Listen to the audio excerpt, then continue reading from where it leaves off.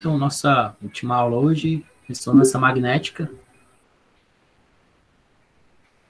Só dando uma repassada aqui no nosso curso. A tarefa, eu já coloquei aqui a atualização da descrição dela. Então, essa tarefa aqui vai abrir dia 5, vai fechar dia 10. Vocês vão ter 5 dias para completar ela aí. Vai ser esse formulário, ele vai estar aberto na hora que vocês abrirem dentro dessa data aqui. Então, tem que entrar durante essas datas aqui, senão não vai estar aberto, tá? Vai entrar, vai responder, enviou, é uma vez só. Então, separa aí umas 2 horinhas para fazer com calma. Dá para fazer com bem menos, tá?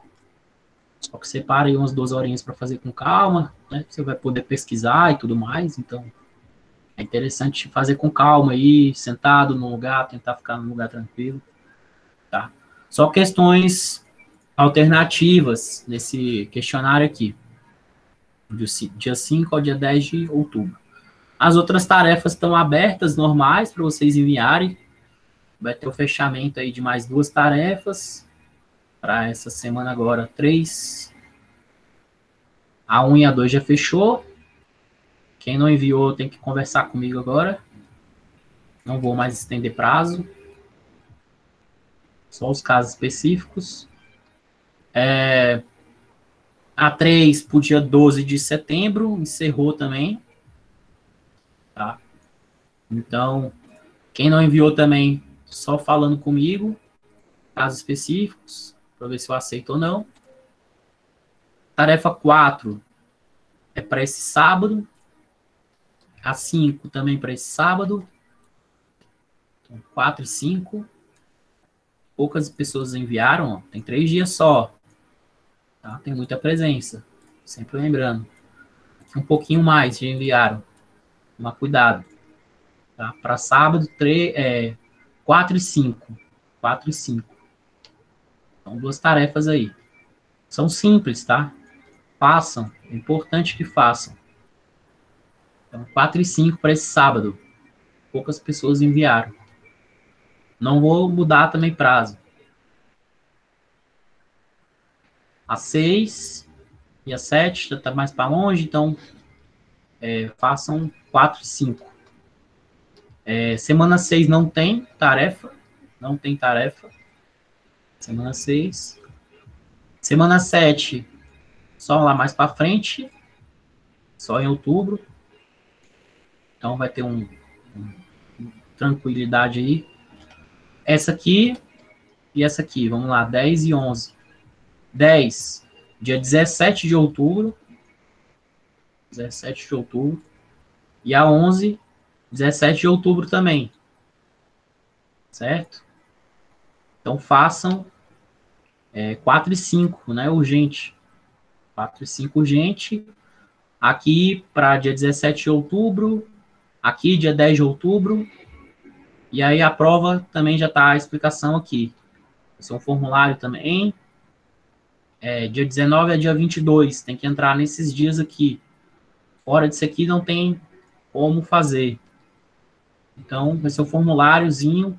Separa 2 horas. Vai ser parecido o esqueminha da primeira lista ali de formulário, só que vai ter questão aberta também.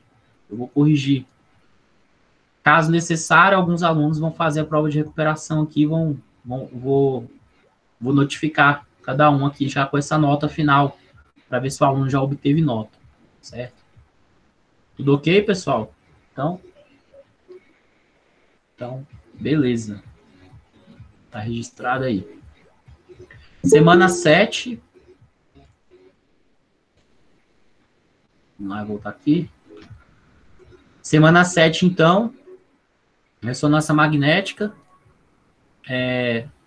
Dividi a aula em 2 partes, porque o arquivo era um pouco grande, a aula um pouco extensa, mas um assunto interessante. Esses 3 videozinhos para a gente assistir ao final. Tudo certo? Podemos começar? Podemos. Então vamos para a aula, de fato. Então, boa noite, pessoal. Hoje eu vou falar sobre ressonância magnética. Nossa última aula síncrona.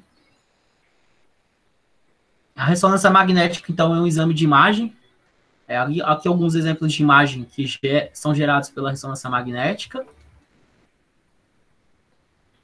A ressonância magnética, ela se dá por meio de, a gente manda pulsos eletromagnéticos. Esses pulsos, eles ordenam os átomos, e aí mexe com o spin dos prótons, desses átomos, e a gente vai medir o tempo de relaxamento e de excitação desses spins, desses giros que vai dar. Com isso, a gente consegue gerar aquele númerozinho gera imagem.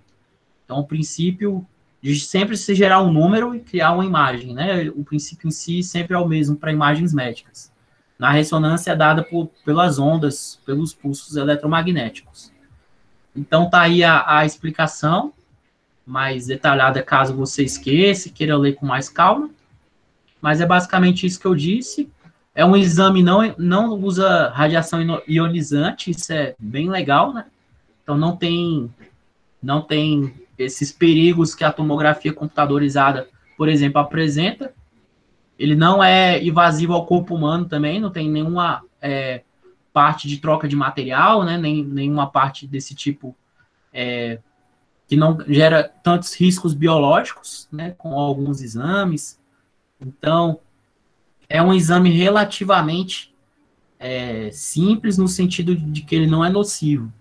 Por ele ter uma complexidade, a máquina tem uma complexidade bastante grande. Com a grande descoberta, a gente vai ver como essa máquina funciona hoje. Então, ela alinha os prótons de hidrogênio no corpo humano e mede esses tempos aí, por meio do campo eletromagnético. Certo? Algumas diferenças entre a tomografia computadorizada e a ressonância magnética é que a tomografia computadorizada, ela usa radiação ionizante como o princípio de gerar os números, os pixels nas imagens. A ressonância magnética, ela usa os magnetos, né, os magnetos, que é o que vai gerar o campo eletromagnético. Na tomografia computadorizada, a gente usa contrastes iodados, que ele tende a ser mais perigoso que os contrastes de base de gadolínio. Então, tem essa vantagem aqui também, da questão da diferença dos contrastes que são usados nos exames. Da ressonância magnética é bem mais tranquilo do que os iodados, que podem causar alergias em nós, seres humanos, dependendo do caso aí. Os cortes, somente axial, na tomografia computadorizada, somente no eixo, né?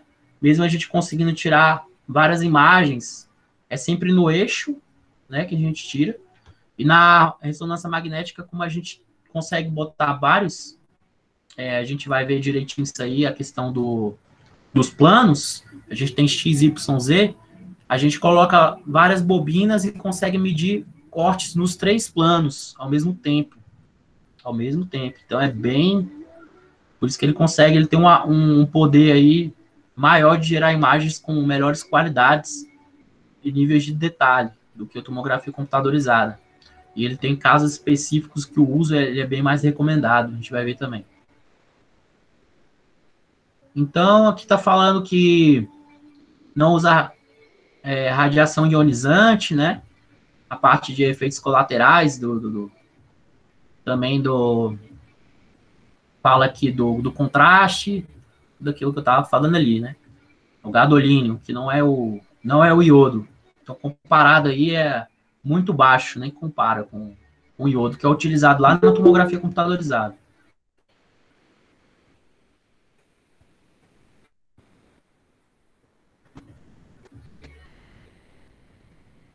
Algumas vantagens aí em relação para a ressonância magnética, né?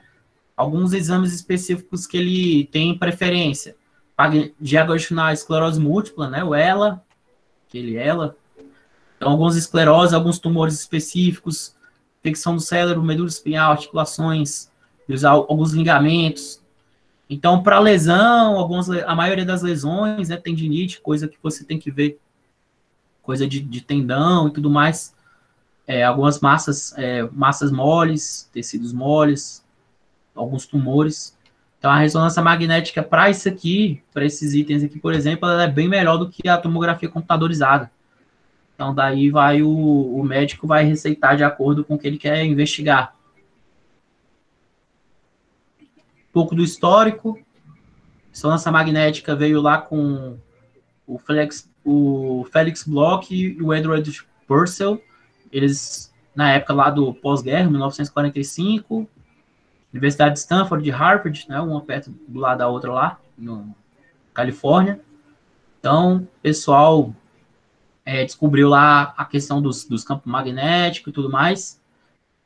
Após isso, na década já de 70, inclusive ganhou o Prêmio Nobel de Medicina e Fisiologia por isso, se descobriu uma utilidade incrível, né, para o uso desses campos magnéticos, e aí conseguia se gerar imagem e detecção de algumas doenças.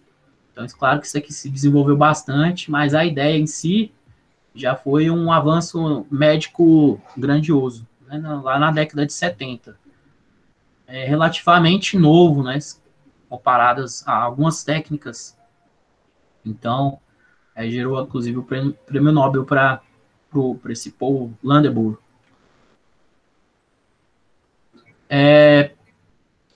As interações magnéticas, então, como é que funciona isso aí? Como é que seria esse campo magnético aí no hidrogênio? Então, o hidrogênio ele é como se fosse um pequeno ímã, ele funciona como se fosse um pequeno ímã, ele vai ter um próton e um nêutron, um próton e um elétron, então, ele só tem um próton e um elétron, ele é equilibrado, né? Mas ele é como se fosse um ímã, onde você joga o campo magnético, ele vai acabar seguindo o mais, vai para o menos é para o mais, né? A gente aprendeu lá quando a gente estudou as partículas, lá em eletricidade básica. Então, ele vai funcionar basicamente como um pequeno ímã, ele não tem nêutrons, ele é equilibrado, né? É um gás nobre, inclusive.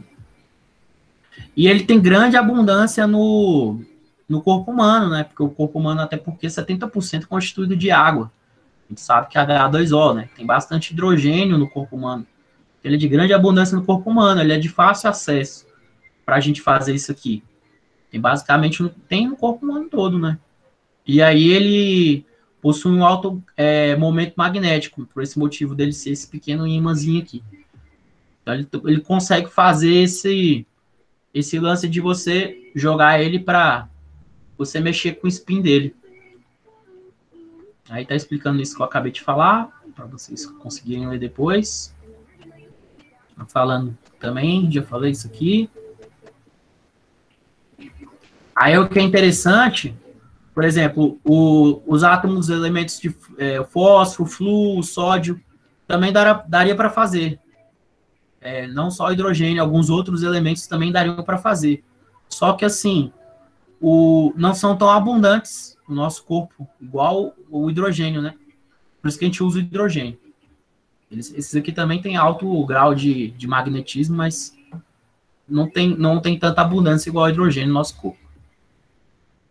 Aí existem alguns tipos de magneto, né, para a gente usar aí, são 3 os principais para a ressonância magnética: supercondutores, os resistivos e os permanentes. Aí os supercondutores são os mais fortes aí, precisa até de hélio líquido para refrigerar a máquina, eles são mais caros também, mas conseguem as melhores imagens. Então são os melhores aí, seriam esses, mais caros também, seriam para coisas específicas. Os resistivos, vamos dizer que é o meio termo, para campo aberto, não precisa do gás hélio, então mais tranquilo um pouco. E esse aqui é para baixo custo, os permanentes, geralmente usado em exame de extremidade. Então, são aquelas ressonâncias magnéticas menorzinhas que a gente consegue usar para braço, para perna, são exames de extremidades que a gente chama. A gente vai ver no vídeo exemplo depois. Então tá lá um sistema assim relativamente simples, vai ter uma bobina gigante com alta força aí, vai gerar vários Teslas, tem meio Tesla, 1,5 Tesla, 3 Tesla. E energia para ela. Então sistema em si é eletrônico bem tranquilo, só que isso uma força muito grande, né? E acaba gerando essa radiofrequência aqui, um pulso. Então, pulso de radiofrequência, com esse grande ímã aqui, que a gente chama, né? Precisa que é um grande ímã. Ele vai estimular lá os átomos de hidrogênio, estão lá tudo bagunçadinho, com os spins dele, cada um na sua. Aí ele vai alinhar todo mundo. Então, vai ficar os spins todos organizados, eles vão ficar girando em torno aqui, nesse movimento que a gente chama de spin, do elétron. Todo mundo ordenado. Então, esse aqui que está explicando chama movimento de precessão. Esse movimento de daqui para cá. Essa ordenação aqui chama movimento de precessão. Falando um pouco dele também. Então, o elétron ele vai ficar lá no eixinho dele, fazendo um movimento aqui ordenado, organizado, né? Todo mundo, os de baixa energia. Então, tá lá eles bagunçados, antes do campo de ação, do campo magnético inicial. B0 é campo magnético inicial, né? Vai jogar o campo magnético. A maioria, que a gente chama de átomos paralelos, eles são de menor energia, maior quantidade, a maioria deles.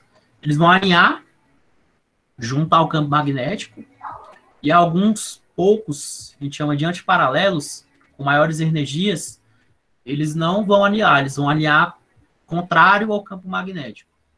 Então, a gente tem esses dois tipos aqui de alinhamentos. Então, tá lá bagunçado, campo magnético desligado, ligou o campo magnético, excitou todo mundo, botou em ordem, a maioria vai alinhar junto ao campo magnético, e alguns poucos de maior energia vão ser contrários ao campo magnético, mas vão ficar todos ordenados.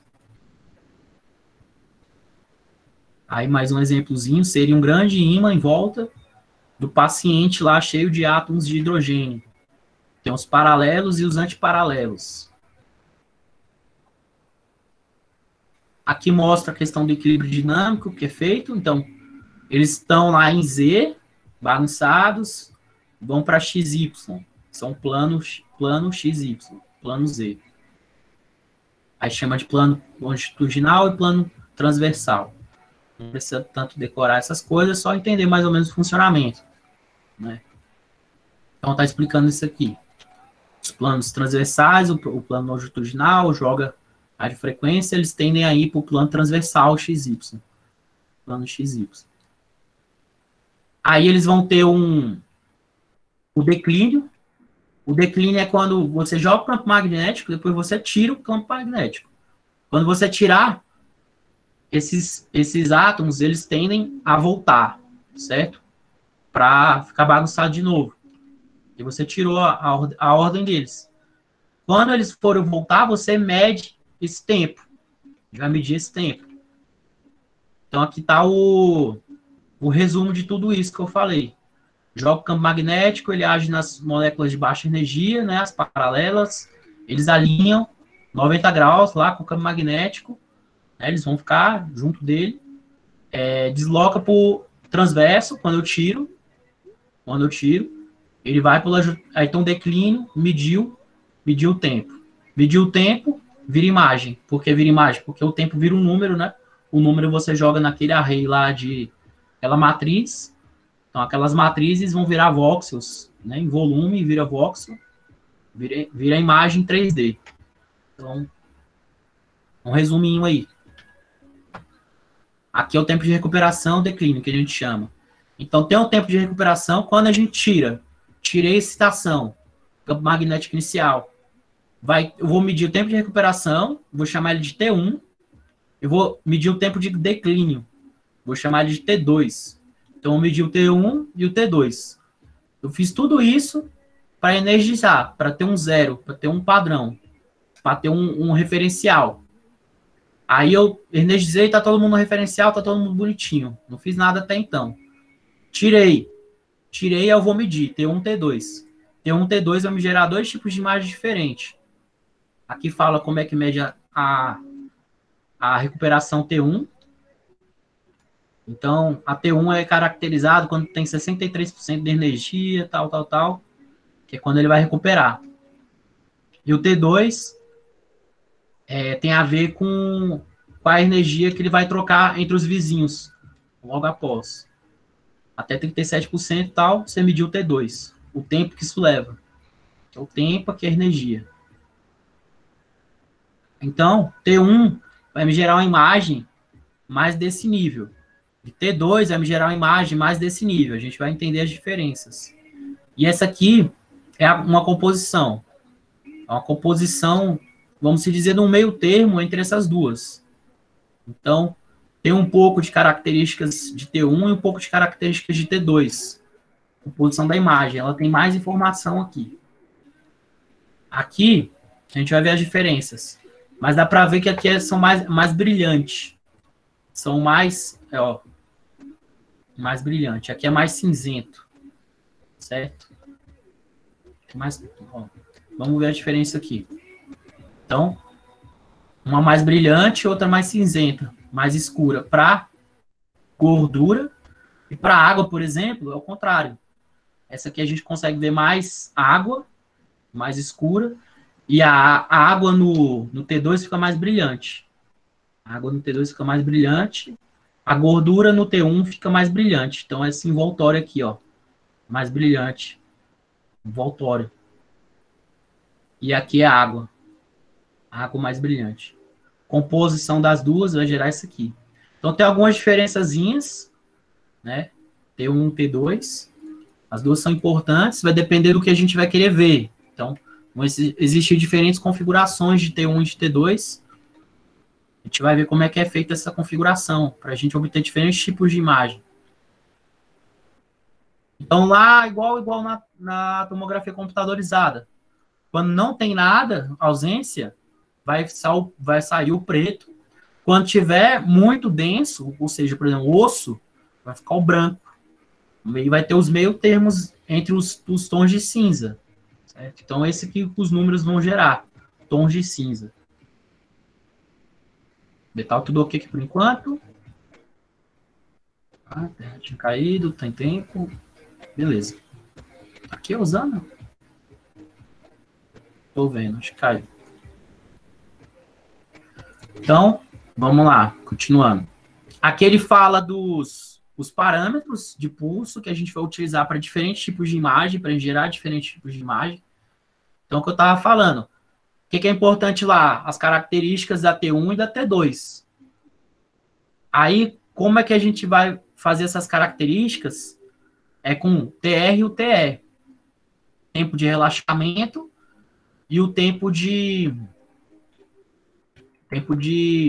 Nossa, deu branco aqui, ó. De excitação.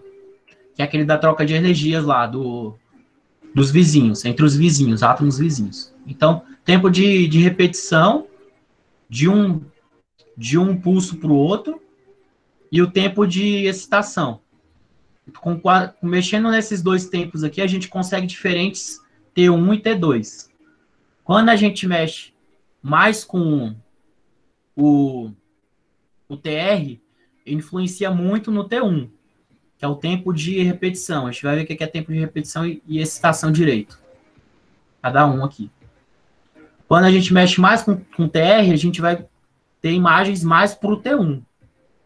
Certo? Então, aqui está o TR. O que é o TR? É a diferença de tempo de um pulso para o outro. Então, aquela estação lá. Pá, jogou todo mundo 90 graus. Aí, solta. Vai ter um nível máximo de energia. E aí, outro pulso. Esse tempo de um pulso para o outro é o TR. E o TR ele puxa mais para imagens T1. A nível T1. E aqui o TE. O TE puxa mais para imagens a nível T2. É o tempo de excitação, de fato. Então, eu tenho um pulso. Quanto tempo vai ter esse pulso? Quanto tempo eu vou estar lá energizando? Certo? Esse tempo é o TE. O TE tem mais a ver com o T2. Então, eu vou fazer configurações de TR e de TE para ter diferentes composições de imagem. Mais para o T1 ou mais para o T2. Certo? T1, então, é o TR baixo e o TE baixo. Os dois baixos. E vai ver mais gordura no envoltório. Então, gordura com alto sinal. Água com baixo sinal. Ponderação T1. Ponderação T2. Líquidos brilhantes. Água com alto sinal. Gordura com baixo sinal. Envoltório baixo. Água dentro, os líquidos. Líquidos em gerais. Alto. Brilhantes. Então, TR alto e TE baixo. E se eu fizer TR alto e TE baixo, eu tenho exatamente a ponderação DP, que é um conjunto. Ó, bem diferente, né? Tipo de imagem. Então, TR alto acaba atrapalhando o T1, porque o T1 lá é baixo, e o TE baixo acaba atrapalhando o T2, porque o TE lá no T2 é alto. É alto, alto. Aqui é baixo, baixo. Então, eu acabo fazendo a composição. E isso é bom para a concentração de água, mas ele também me traz alguns tons de cinza. Então, me traz uma composição de imagem mais interessante para o meio termo. É mais usual para imagens médicas. E a gente vai brincar sempre com TR e com TR, então. Configurações de pulso. Então, algumas sequências de pulso aí que vamos ter. Vou mostrar algumas, não vou entrar tantos em detalhes, porque está aqui a descrição. Então, a gente vai mexer com o TR e com o TE. A mais tradicional, a mais usual, tanto para T1, imagens T2, imagens DP, é a Spin Echo. Spin Echo. Ela tem essa denominação, é uma mais simples possível, inclusive. A sequência mais usada, ela é mais simples. Vai ser um início pulso de 90 graus, depois pulso de 180, sinal. Então, bem tranquilo. O que vai mudar são os TRs e os TS para cada tipo de imagem, T1, T2 e TP. Aí tá aqui os valores, por exemplo. Para um T1 seria um TR de 600 milissegundos e 25 milissegundos de TR. Aí o T2 seria alto-alto, né? Que é baixo-baixo, alto-alto, que alto-baixo. Alto-baixo, fazer o DP. Em português seria PD, né? Então, o TR sempre ajuda para T1 e o TE sempre ajuda para T2. Lembrando aí. Aí aqui são outros tipos, o Spin Echo, esse que a gente viu agora, mais usado. Aí tem o Fast Spin Echo. Aí tem outros, ó, sequência Fast Spin Echo com tempo de espaçamento mais curto, entre os pulsos 180 graus. Melhor SNR nas imagens de T2. SNR é sinal ruído. Então, quanto melhor o SNR, melhor a qualidade da imagem. Então, ele puxa as imagens mais para T2. É um pouco mais para T2. Esse aqui é para todo mundo. Esse aqui também é meio para todo mundo. Tem uma outra vantagem dele aqui.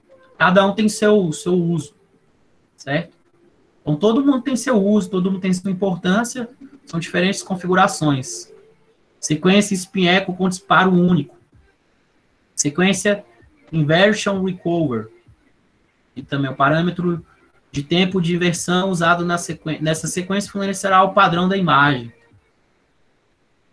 Alguns outros aí, Flare, Steer, Spear, Regress, FISP. Aí é mais para alta sensibilidade para líquidos. Então, cada um tem sua vantagem, seu uso. Né? Mais alguns. Por caso, pausa o vídeo aí. Também, se estiver vendo o vídeo. Vamos falar agora da formação da imagem, né? Meio que relembrando também, porque tomografia computadorizada a gente viu e segue o padrão de formação de imagem, é o mesmo, né? Que a gente tem os três eixos e o corte, né? Corte longitudinal. Aí. Primeiro, então, como é que é a imagem na ressonância magnética? A gente tem uma equação de Lamour, não assusta muito com o nome, é só o nome do cara. Y é propriedade do material, do átomo que a gente está, no caso, hidrogênio. Tem esse spin aqui, essa característica aqui, de 42,57. Isso aqui é tabelado, cada átomo tem sua característica, já medida. O B0 é o campo magnético principal lá, que a gente vai definir como o nosso campo magnético do equipamento. O equipamento tem de meio, tem de 1, tem de 1,5, tem de 3. Então, vai depender do equipamento, né? Isso já está pré-definido no equipamento. O W é a frequência então, que a gente vai obter. Essa frequência aí. Giros por segundo, a precessão. Aquela precessão, aquele primeiro movimento lá que vai... O átomo de hidrogênio vai voltar para o relaxamento. Para 1,5, né? O padrãozinho aqui no Brasil, eu acho que a maioria. Para 1,5 seria esse valor de taxa aí, de campo. Para campo de 1,5, daria isso. Para campo de 1 seria isso. Para meio seria isso. Então já está feito os cálculos. As máquinas já... As de 3 são mais atuais, né? Quanto maior esse Tesla aqui também, melhor a imagem, melhor o equipamento. Maior poder ele tem. Só que também, depois dos 3 ali, já está bem alto, né? Bem difícil também você gerar esse campo. Já é um campo bem alto mesmo. Então, tem outras coisas que podemos mudar para melhorar a imagem. Não só aumentar esse campo magnético aqui, não. Tem outras coisas que podemos mudar para melhorar a imagem. Principalmente também a parte de processamento da imagem. Né? Tanto o pré como o pós-processamento. Tecnologia de aquisição de dados dessas máquinas. Então, tem outras coisas que podemos melhorar aí, fora esse que já é bem alto, bem difícil já de conseguir. São máquinas bem caras para fazer esse tanto de Tesla aí. Então, campos gradientes, que é essa questão são diferentes campos, né, que a gente vai conseguir gerar, tanto em X, Y, Z. A gente tem os diferentes gradientes. Aí vai ter o corte axial, nesse plano. Esse plano que a gente chama de plano horizontal. Esse plano sagital seria um plano aí paralelo aos planos laterais, né? Divide direita e esquerda. Plano coronal, frente e trás, divide frente e trás. E aí tem o isocentro disso tudo, né? Todo mundo tem uma referência no centro, todos os 3 planos. É o 0, 0. E aí pode ter a variação do campo magnético para a gente fazer exatamente a medida dos tempos. Aí está falando dos eixos. A gente chama de, como é gradiente, então gradiente de Z, gradiente de Y, gradiente de Z. Tá aí o formato que seria, então, as posições, né? Então, diferentes bobinas para gerar esses 3 diferentes campos, né? Esses 3 diferentes gradientes. X, Y, Z. Aqui está o corte, outro corte, e o corte frente e trás. O espaço K, também não vou entrar muito em mérito disso aqui, porque tem a ver com frequência, aí vai entrar transformada de Fourier, aí fica um pouquinho complexo para vocês, mas pensa que o espaço K é como se fosse a nossa matriz espacial lá mesmo, da tomografia computadorizada, só que em vez de X, Y, Z, a gente tem a fase, a frequência, que são números complexos, né? E isso aqui, depois de ter feito a transformada de Fourier, a gente pega o espaço normal, espaço no espaço, e joga para a frequência. Quando a gente joga para a frequência, vai cair nessa composição aqui. Mas a teoria é a mesma, né? São números dentro de quadrados, de matrizes, e essas matrizes, em cima de matrizes, geram espaciais também. Então, é basicamente a mesma ideia. E o isocentro está dizendo só que é a referência, tá? Tem a referência, tem a referência em pé também, né? X, Y, Z. A qualidade da imagem aí. Vamos ver um pouquinho o que a gente consegue, porque que são coisas que influenciam bastante a qualidade da imagem. Então, Primeiro, para medir qualidade de imagem, a gente usa termos qualitativos e quantitativos, né?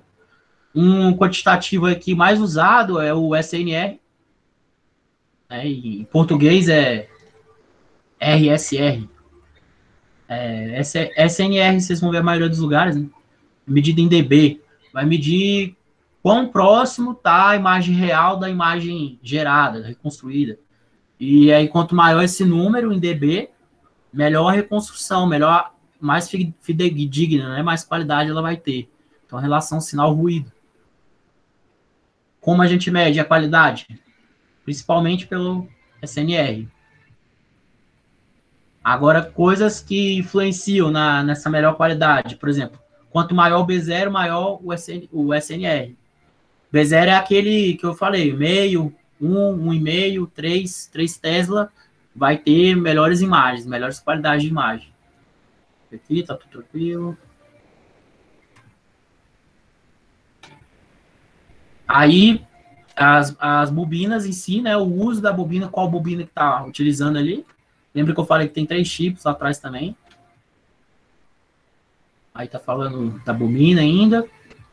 Bobina de corpo, superfície, qual é o tipo da bobina, quadratura, o campo de visão, importante, a gente chama de FOV, Field of View, campo de visão, né? Literalmente traduzido ali.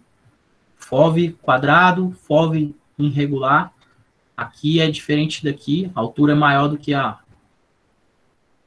o X aqui é menor do que o Y, né? Aqui o X é igual ao Y.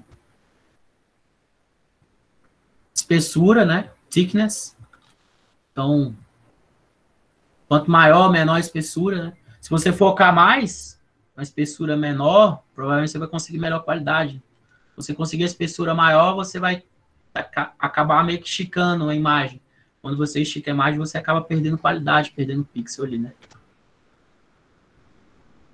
Número de excitações. Então, quantas vezes você pegou o exame, quanto mais demorado, melhor, né? Porque você vai ter mais dados, mais fotos daquele mesmo lugar. É a mesma coisa da que a gente mudou o número de sensores, o número de canais lá na tomografia. Então, quantas estações, quantas medidas você tirou? Isso aqui tem a ver com medida também, a matriz. Quantas amostras você tem, né? Então, a matriz alta ou matriz baixa? Qual vai ser a melhor qualidade de imagem aqui? A alta, né? Então, isso para imagem geral, um filme, um vídeo, qualquer imagem que você tenha mais dados, você tem melhor resolução. Tem negócio de pixel branco, que a gente ouve falar, aquelas coisas. Tem a ver com resolução. O que é 4K, 8K? Hoje em dia já tem 8K, né? E aí tem taxa de atualização, 144 Hz. É já altíssima taxa de atualização. Um vídeo hoje padrão de filme, 25 frames por segundo, 25 fotos, imagens por segundo. Já a gente já consegue ver tranquilo. Mas aí tem filmes de 60, alta taxa de atualização. Então, são 60 fotos por segundo. Você acaba tendo uma percepção de movimentos muito maior. E aí, resolução, já é outra coisa. Resolução, qualidade da imagem, quantos pixels vai ter ali naquele quadradinho, na TV, no monitor, onde você estiver visualizando. Então, qualidade da imagem. Tem uma imagem aqui 720p, então é uma coisa. 1080 já é Blu-ray, né? Já é melhor a resolução. 4K já é melhor que Blu-ray, né? Então, diferente. Imagem HD. Aí o pixel, o elemento, aquele númerozinho. Cada númerozinho vai dar dentro desse quadradinho aí. Vai me dar a cor, né? No RGB que seja, ou nas escalas de cinza. Então vai estar lá o pixel. O voxel, que é o conjunto de pixels no volume. Então, vários pixels aí, cada quadradinho vai dar uma cor. Vou conseguir constituir uma imagem. Isso aqui em alta resolução, eu cortando esses quadradinhos em quadradinhos, em quadradinhos, em quadradinhos, eu vou conseguir muitas cores, muita resolução e eu vou ver o cachorrinho melhor. Aqui está em baixíssima taxa de pixel, né? Então, aqueles joguinhos antigamente que tinha muito pouca resolução, 64 bits e tal. Por isso a gente via os bonequinhos de menor qualidade do que hoje, né, vai ter PS5 já, e vai ser resolução 4K. Então, vai ser esses quadradinhos bem pequenos mesmo. Isso tem a ver com imagem médica da mesma forma, é a mesma analogia. Aqui estaria um vídeo para a gente ver.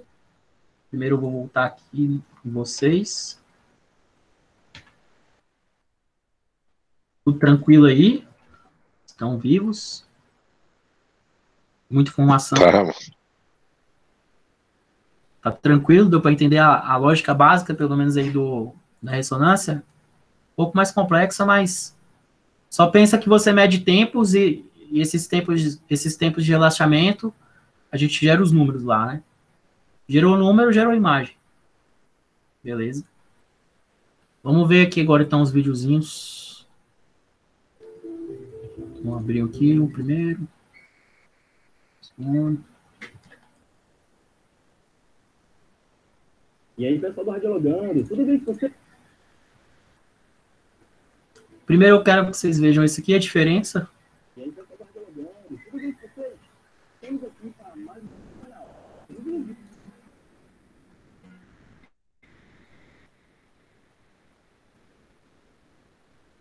Hoje, eu vou para vocês a diferença entre a ressonância magnética e a tomografia computadorizada. Mas calma, antes de começar o vídeo, já deixa o like aí embaixo, que eu sei que você sempre deixa. Ah, e se você ainda não é inscrito no canal, tá perdendo tempo por quê? Já se inscreve no canal, ativa as notificações para não perder nenhum vídeo e também ficar por dentro de todo o conteúdo. Você também poderá me seguir nas redes sociais, @EmorgioProf, onde além de você acompanhar as postagens, poderá radiologar de pertinho comigo, ok? Sem mais delongas, vamos para o vídeo?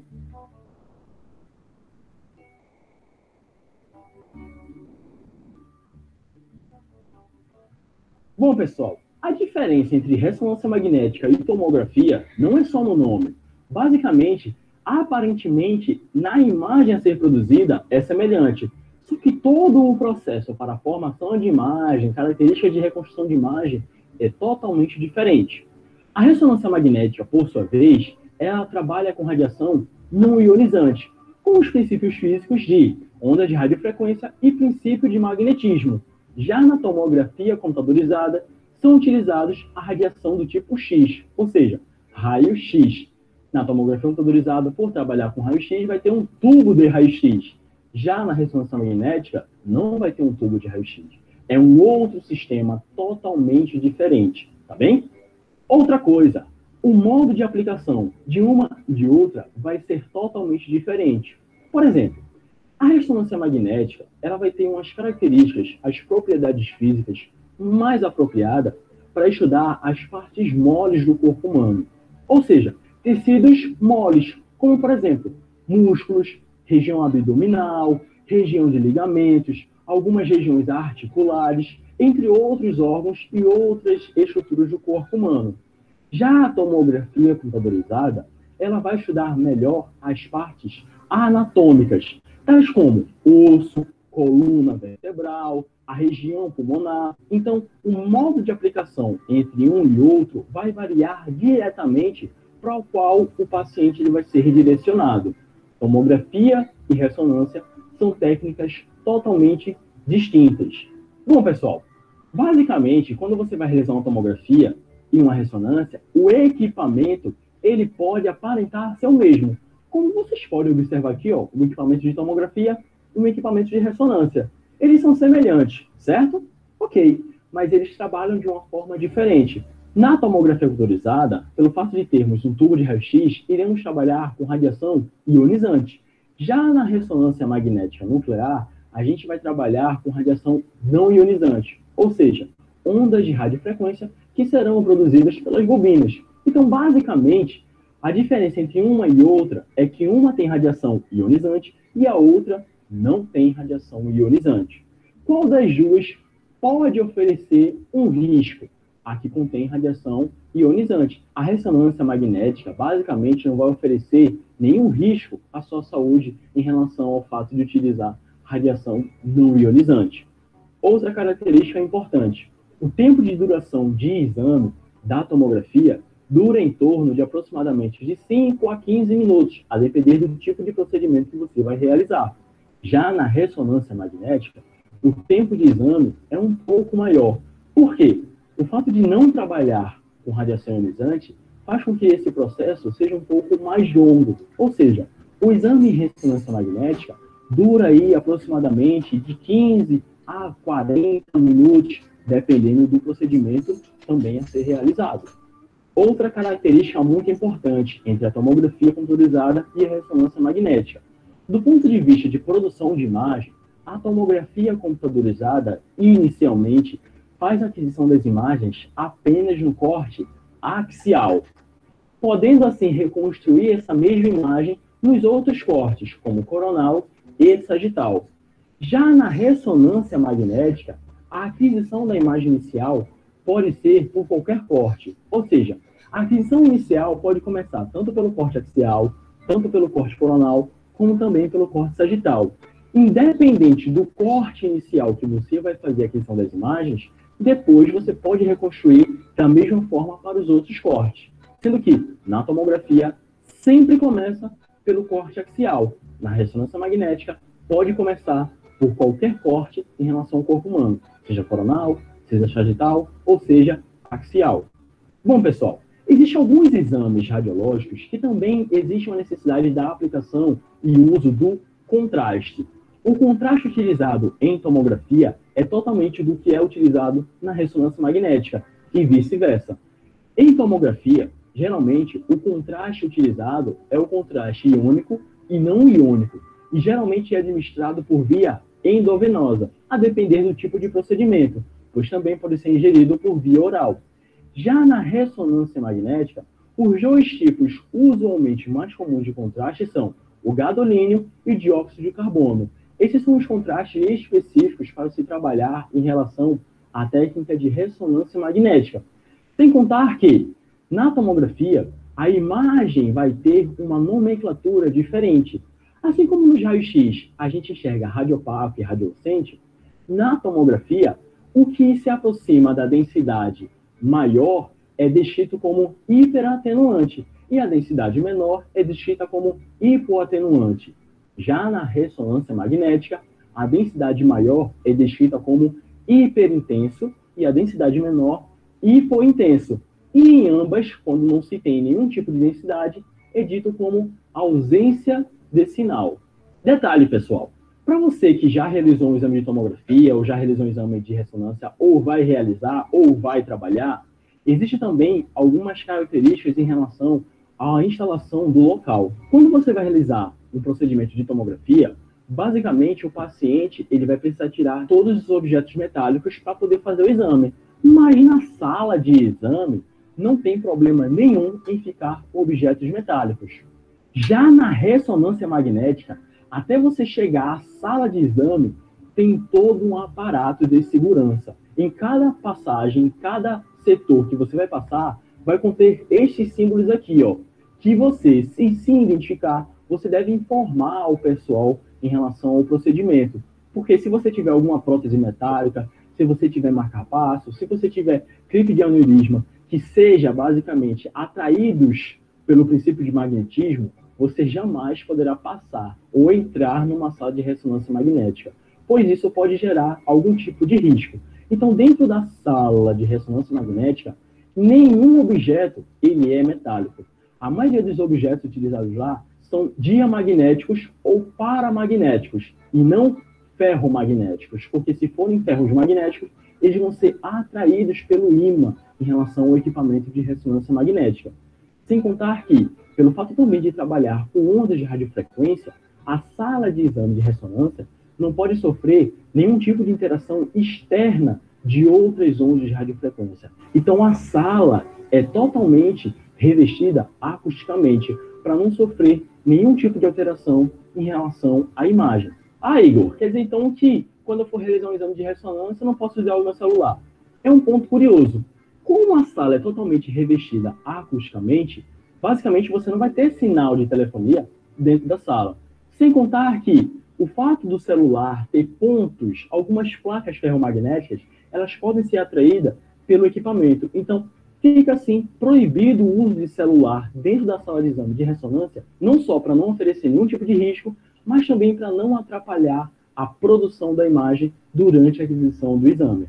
Bom, pessoal, este foi mais um vídeo do Radiologando. E claro, eu espero que vocês tenham gostado. Vou ver se eu acho na enceradeira aqui. Enceradeira na ressonância magnética, ó. É cadeira também. Esse aqui eu acho que é legal. Você vê eles puxando alguns acidentes aqui, ó. Vamos ver aqui.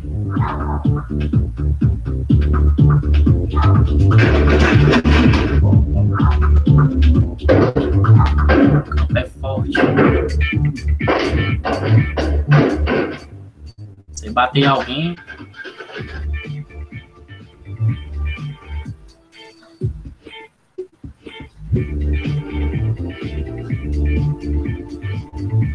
Olha lá a pancada, como é que tá, ó. Puxa mesmo.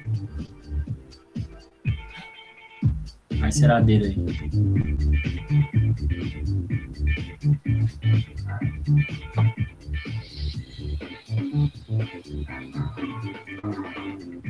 Cadeira.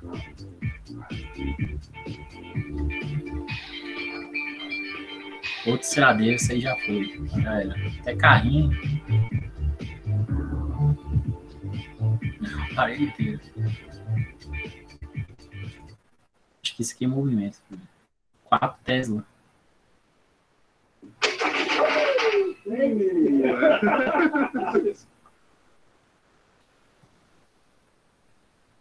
Grampeador. Oh, like. So the force we're reading on that guy right now, just at that part of the magnet, is close to 300, 280. 300 newtons, né? 300 newtons, gravidade da Terra é 10, 30 quilos, né? Como se fosse. Puxando a chave de fenda ali. Com a força de 30 quilos, né?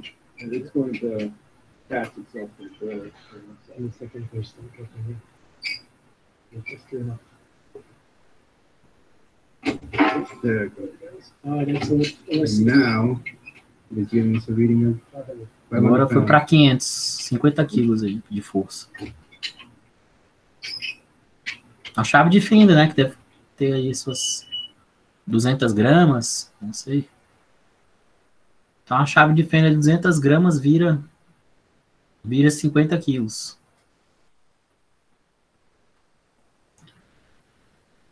Nem é muito certo eu fazer pela gravidade, porque a gravidade tá de lado ali, né? Eu tô só para arredondar mesmo. Seria ali seria 0, na verdade, né? Seria 500 quilos mesmo. A gravidade seria, no caso, é para baixo.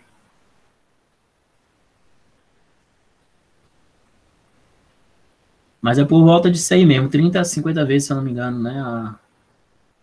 A força do campo magnético da Terra. Tem um outro vídeo ali que o pessoal fala rapidinho. 50 vezes mais forte que o campo da Terra. Então, como é campo magnético, é para metais, né? Vamos ver esse aqui é pequenininho. Não, esse que é o grande. Esse aqui é pequenininho. A ressonância magnética é hoje um dos exames mais usados por médicos. Isso porque ele é capaz de mostrar imagens em alta definição de qualquer órgão, em qualquer ângulo. Quer saber como ela funciona? É o que a gente vai te explicar agora. Vocês brincam de olhar lá os... Da porta, nossas câmeras não podem passar. Afinal, essa sala tem um enorme campo magnético. Para você ter ideia, o campo magnético de um aparelho de ressonância é mais ou menos de 30 a 50 mil vezes o campo magnético da Terra. Qualquer material metálico que ele esteja portando, ele é atraído para o interior do aparelho. É como se fosse um ímã gigante, a ressonância. Os pacientes que vêm aqui, além de precisarem estar em jejum, têm que se livrar de todos os objetos metálicos. Afinal, eles podem atrapalhar o exame. Com tudo preparado, já dá para começar. O paciente ele é posicionado de uma forma deitada. A mesa do exame ela avança no interior de um túnel. A ressonância, na verdade, é um grande magneto, um grande ímã. E o centro do magneto é aquele centro do túnel. Para as imagens ficarem com a melhor qualidade possível, o paciente tem que ser posicionado exatamente no centro desse magneto. A partir daí é mais ou menos assim. Com esse enorme campo magnético, os átomos de hidrogênio presentes em todo o nosso corpo são alinhados. A parte a ser estudada, então, é exposta a pulsos de ondas de rádio, que os desalinham novamente. Mas como o campo magnético continua presente, o alinhamento volta a acontecer. Esse comportamento é detectado pelos sensores e traduzido pelo computador. Assim, é gerada a imagem do resultado. O que o paciente vai sentir? Ele vai ficar relaxado, imóvel, ele não pode se movimentar, porque as imagens são sensíveis ao movimento. Dentro de 15, 20 minutos, 30 minutos, dependendo da área a ser estudada ou do protocolo em estudo, a gente consegue completar o estudo todo. Mas nem todos os pacientes lidam bem com o exame. Pessoas com claustrofobia podem precisar até de sedação. Uma alternativa muito viável para os pacientes claustrofóbicos são os equipamentos que a gente diria de extremidades. São os equipamentos de ressonância menores, onde você não entra com o corpo inteiro dentro do aparelho, mas sim com um pedaço do corpo.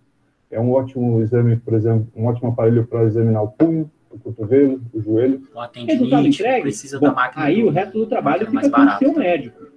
E se você gostou desse vídeo, não deixe de curtir e compartilhar com seus amigos. Para saber mais sobre exames de imagem, E agora? Isso aqui explica mais o funcionamento, mais detalhado, que ali foi mais o público em geral. Meu nome é Souza, do canal mais Singularizando, e no vídeo de hoje vamos conhecer como funciona a ressonância magnética e como a física, mais uma vez, está ajudando a salvar vidas. Antes de mais nada, se você não é inscrito no canal, se inscreva clicando no botão aqui embaixo e já deixe o seu like para ajudar o canal a crescer, sempre trazendo vídeos de conteúdo por aqui. A ressonância magnética, ou RM, é o tipo de exame que realizamos e parece simples, mas para chegar até a imagem que vemos em um exame, foi necessário várias descobertas, inclusive no campo da física quântica, passando por vários nomes importantes e dezenas de anos. E para entender sobre a RM, vamos voltar um pouquinho no tempo e compreender como tudo começou. O ano é 1924, o físico Wolfgang Pauli, que durante sua vida contribuiu muito para o conhecimento que temos sobre física quântica, sugeriu que as partículas tinham um momento angular, o que hoje conhecemos como spin, que é basicamente um atributo da partícula que responde a campos magnéticos, como um pequeno ímã. No ano de 1937, o físico Isidor Isaac Rabi apresentou um experimento ao qual foi possível medir o deslocamento do momento magnético, e foi a partir desse experimento que iniciou o nome ressonância magnética nuclear. Já em 1946, os físicos Edward Mills Purcell e o Felix Bloch, separadamente, publicaram experimentos em que conseguiram observar a ressonância magnética em sólidos e líquidos, através da saturação de energia causada por um fluxo de campo magnético oscilante. Em 1948, o mesmo Purcell publicou um novo experimento, agora sobre a relaxação nuclear. Então, na década de 70, nós já sabíamos que era possível injetar uma determinada energia em átomos que compõem um líquido e essa energia era devolvida em forma de relaxação do próprio átomo. Agora só faltava estruturar tudo isso de alguma forma e colocar tudo isso em uma imagem. E foi exatamente isso que o químico Paul Christian Lauterbur fez. Ele desenvolveu a ideia de utilizar gradientes de campos magnéticos, assim saberia a origem do átomo emissor e formaria a imagem da ressonância magnética. Isso deu muito certo, e em 1977, o Dr. Damadian realizou a primeira imagem através de ressonância magnética, em um tomógrafo que ele mesmo construiu. No ano de 1980, iniciou a venda comercial de máquinas de tomografia via ressonância magnética. E até hoje, com o avanço contínuo da tecnologia, as técnicas de ressonância vêm se aperfeiçoando e conseguimos imagens como essa, em tempo real, inclusive. Mas bem, vamos entender então o conceito físico por trás da ressonância magnética e como é gerada a imagem. Primeiro, precisamos entender o que é ressonância, e para isso vamos usar o velho exemplo do balanço. Se você empurrar uma criança em um balanço com a mesma intensidade, porém no momento exato, a balança ganha cada vez mais velocidade e altura. E isso porque existe uma frequência ressonante para tudo, seja para uma ponte de várias toneladas ou para uma taça de cristal. Segundo, a estrutura atômica é formada por prótons, nêutrons e elétrons. E esses elementos possuem um atributo chamado spin, que é um campo magnético da partícula. Acontece que quando um elemento tem vários prótons e nêutrons, esses campos magnéticos não são tão eficientes. E o elemento perfeito teria que ter um próton, por exemplo. Assim, teríamos um único spin nuclear. E vejam só, nós temos um elemento na tabela periódica que tem apenas um próton. Ele é o hidrogênio. E aqui temos uma tabela comparativa dos elementos em relação à eficiência magnética. E para nossa sorte, a fórmula da água possui 2 átomos de hidrogênio e um de oxigênio. E para melhorar ainda mais as coisas para nós, o corpo humano tem cerca de 75% de água em sua composição. Então temos uma grande quantidade de átomos eficiente à resposta magnética, que é o hidrogênio, dentro de nossos corpos. Agora só é preciso estimulá-los de forma correta. E para isso usamos uma máquina, como uma bobina enorme, gerando um campo magnético tão forte que, a nível de comparação, é cerca de 50 mil vezes o campo magnético da Terra. Ao colocar o paciente dentro desse campo magnético, a maioria dos átomos de hidrogênio se alinha ao campo, e alguns átomos se alinham inversamente. Os átomos com menores energia seguem em paralelo ao campo magnético, e os átomos com maior energia ficam ao oposto do campo. E aqui entra o lance da ressonância. Os átomos possuem uma rotação semelhante a um peão, e essa rotação pode ser calculada através de uma equação, a famosa frequência de Lamor. E através dessa equação, sabemos que se posicionar um átomo de hidrogênio em um campo magnético de 1,5 Tesla, a sua frequência de precessão será de 63,87 MHz. Isso quer dizer que, se o paciente estiver deitado em um campo magnético de 1,5 Tesla e aplicarmos pulsos de frequências de rádio na frequência de 63,87 MHz, os átomos de hidrogênio que compõem os tecidos, água, sangue, gordura e todo o material biológico dentro do paciente vai entrar em ressonância. E os pulsos de rádio que iremos emitir são como pacotes de energia. E isso vai alterar a posição dos átomos e torná-los instáveis. E como tudo na natureza procura estabilidade, em alguns milissegundos esses átomos retornam à posição inicial. Mas, quando eles retornam, eles expelem aquela energia que foi recebida em um processo conhecido como relaxação do átomo. E a máquina de ressonância tem sensores que captam essa energia, que são os pulsos de radiofrequência, e esses sensores transferem para um computador que trata esses pulsos de frequências através de uma equação matemática, a transformada de Fourier, e então encontra a posição espacial do átomo. Então, quando você vê uma imagem como essa que está vendo, milhares de átomos que receberam um estímulo ressonante e devolveram a energia recebida através de radiofrequência, como se cada átomo fosse um pixel de sua TV, que somado te mostra aquela imagem exata de um objeto. O tempo de relaxação do átomo é diferente para cada tipo de molécula ou tecido, porque leva em consideração uma série de propriedades, como massa, quantidade de água e outros fatores. E é por isso que em RM temos o T1 e T2, sendo o T1 uma imagem com maior brilho em gordura e T2 com maior brilho em água. Inclusive, uma das imagens bastante realizada é a RMF, onde é possível identificar qual área do cérebro é ativa em certas circunstâncias, seja movendo um membro do corpo ou até mesmo pensando em alguma coisa. Isso porque usamos áreas diferentes do cérebro para cada situação, e a área que estiver mais estimulada é a que está mais irrigada e oxigenada, e isso fica bem claro nas imagens. Em alguns casos, é utilizado um corante intravenal para facilitar a visualização da imagem, mas não são todos os casos. Isso porque as características de cada órgão já diferem um dos outros como um corante natural. Existem vários tipos de exame por ressonância, cada um especializado em um tipo de tecido ou órgão. Isso para poder absorver o melhor do exame para cada situação. Dentre vários tipos temos neuroimagem, indicado para identificação de tumores no cérebro, cardiovascular, é bastante indicado para a identificação de problemas cardíacos, como veias obstruídas, por exemplo. Músculo-esquelético é utilizado para avaliar lesões em coluna, tendões, joelhos, músculos e tecido mole. Hepatobilar é usado para identificar lesões e tumores no fígado, pâncreas e dutos biliares. Angiografia e denografia é realizada para avaliação das artérias e veias no intuito de acompanhar o fluxo sanguíneo e identificar possíveis aneurisma e estenose. E com todos esses tipos de exames, temos um leque imenso de doenças que podem ser identificadas. Dentre elas, algumas bem importantes, como câncer, infarto, AVC, Alzheimer, Parkinson, epilepsia, entre outras. A lista completa vou deixar aqui embaixo nos comentários. Bom, pessoal, esse é mais um vídeo que podemos enxergar o quanto a ciência é importante para diagnosticar doenças e salvar vidas. E se você gostou do vídeo, não esqueça de deixar o seu like, porque isso é bastante importante. Legal, né? Bom, por hoje era isso. Quem quiser ficar, eu posso até falar um pouco. A chamada é o mesmo, como sempre o mesmo. Tá aqui, ó. Só entrar no Moodle.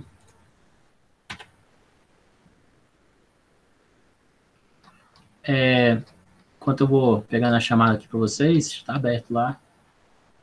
Deixa eu só botar a musiquinha aqui de novo, mais baixinho.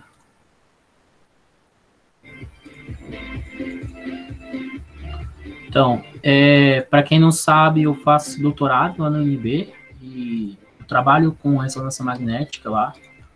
Eu trabalho principalmente com a parte de processamento de sinais biológicos, mais na parte de processamento de sinais. Vou colocar aqui para vocês.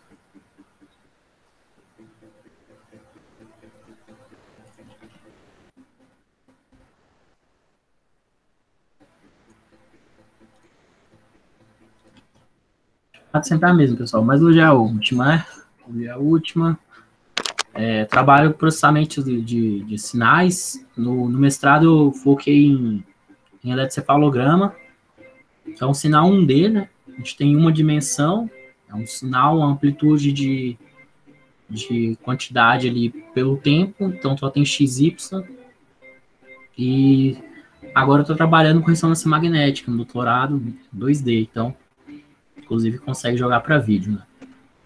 E a pesquisa em si, ela é nessa parte de diminuir o número na aquisição, então você vai ter que adquirir muito menos tempo de exame, muito menos custo ali também, o exame mais rápido, menos incômodo.